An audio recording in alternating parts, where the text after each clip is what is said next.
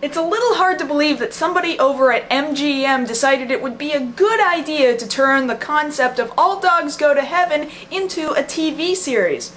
But hey, who am I to judge? It apparently did well enough to warrant 3 seasons worth of material between the years of 1996 and 1998. Not much of it was ever released on any sort of physical media like VHS or DVD, but would you believe that you can purchase the whole thing on iTunes? Or that you can watch it all for free on Hulu? All 40 episodes? It really makes me wonder, was this series really all that popular and I just didn't know it? I had no idea it was in such high demand. And frankly, I don't get it. The series continues to follow the adventures of Charlie and Itchy on Earth. But wait, that doesn't make sense. After the events of All Dogs Go to Heaven 2, Itchy went back to heaven and Charlie got a second life.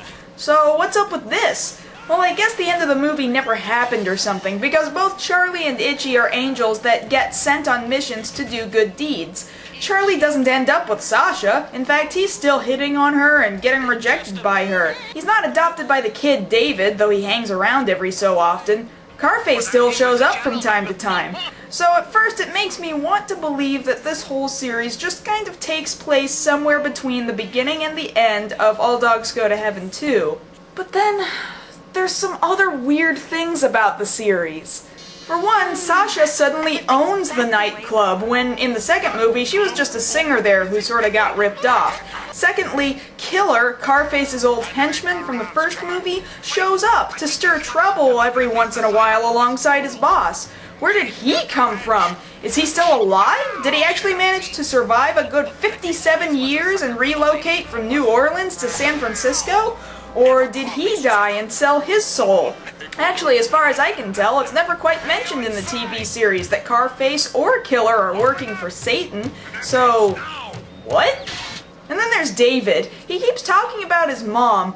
I wasn't sure whether he was talking about his real-life mom, who had died before the beginning of the second movie, or his stepmom, who appears in the middle and the end of said movie.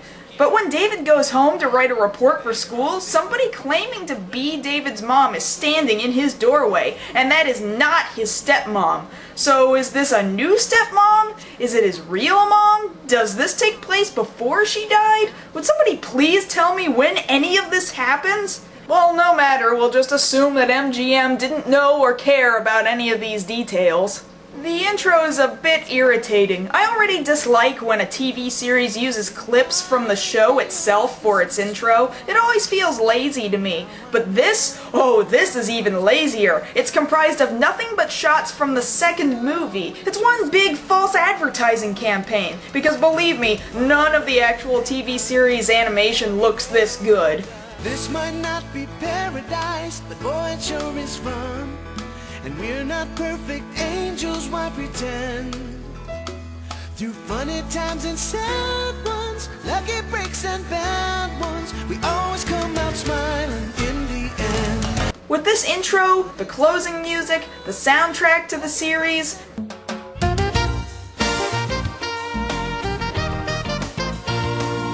and even the little in stereo caption at the bottom of the screen, you'd think this TV series wanted to be an episode of Full House.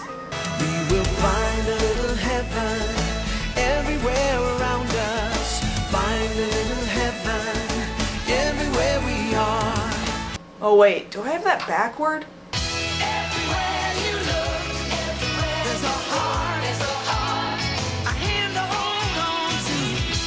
Everywhere you look, there's a place of somebody who needs you. All Dogs Go to Heaven, the series, is animated before a live studio audience.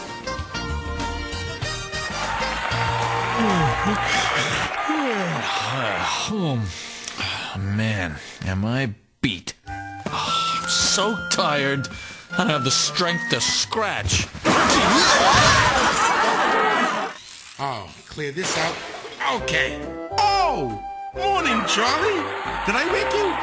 Nah. Charlie Barkin is now voiced by a third actor, Steven Weber. There's almost no consistency to how Charlie's voice sounds over the course of all these productions. Whoa! Hey, just keep You're cool, Itchy. And try to walk like a man. Further proof to lack of quality in the show hardly needs to be looked for. Watching the animation at work is almost enough, but when the first couple of lines in the very first episode are one big screw-up, you already know early on that you're headed for disaster. I can't believe Annabelle's sending us on a mission to save a cat! We hate cats! I know, Itch. That's why it's a good deed. Wait, was Itchy supposed to say that first line? Because he didn't. It was Charlie who said both lines. I can't believe Annabelle's sending us on a mission to save a cat! We hate cats! I know, Itch. That's why it's a good deed. And Dom, rest your poor soul. Why did you take every role ever offered to you? Why did you keep voicing Tiger in American Tail stuff? And why did you keep voicing Itchy in All Dogs Go to Heaven stuff? Hi, Itchy. Hi, Sasha. The adventures of these two dogs continues over the course of the series. What sort of adventures do they go on? Well, sometimes they have to do some generic good deed. Sometimes they have to make sure a puppy gets back to where it belongs. Sometimes they go on vacation. Sometimes they don't do anything related to their heavenly jobs at all. They just sort of have regular old adventures like good old Earth dogs, and I sort of don't care. Voila! Your favorite, Charlie. Gumbo alla Florentino. Come on, lazy bones. Chow down. How do they go about these jobs? Well, Heaven Angel Lady, whose name I guess is Annabelle now, delivers them messages via reflective surfaces like water, glass, or mirrors. Then they solve some problems after putting up with Charlie being a jerk and never wanting to actually solve the problem.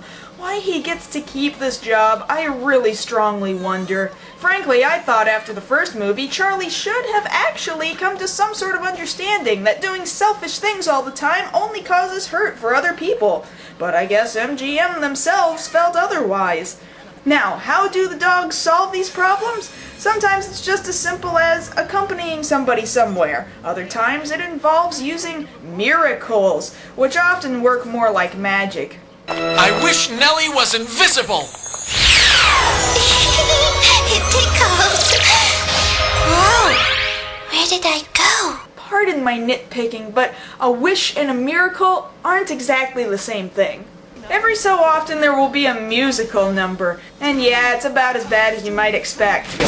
When you go back to heaven, if you fall in with military pride, a sporting dog might bet you'll make them all forget how really bad you were before you died. Aside from the poor Saturday morning cartoon animation, everything about this series completely downplays the serious impact of the first movie. There's puns, bad jokes, and uncomfortable 1990s pop culture references.